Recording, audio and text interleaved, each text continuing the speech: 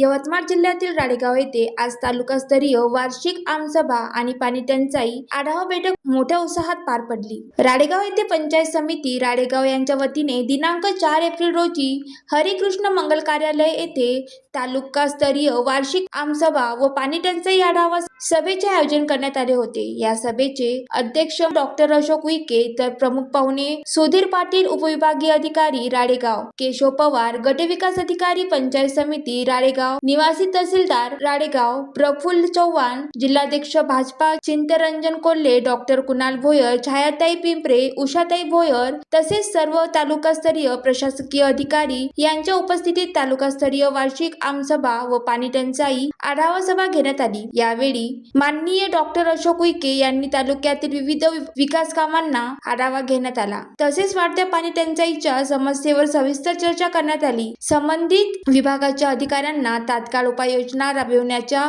सूचना देण्यात आल्या। यावेळी डॉक्टर अशोक उईके यांनी अधिकाऱ्यांना खडे बोल सुनावले। यावेळी राळेगाव तालुका सर्व गावातील सरपंच, उपसरपंच, सचिव, तलाठी तसेच इतर ग्रामस्थ व खास करून महिला मोठ्या संख्येने उपस्थित होत्या। चोरादीप न्यूज साठी नरेश राऊत, यवतमाळ।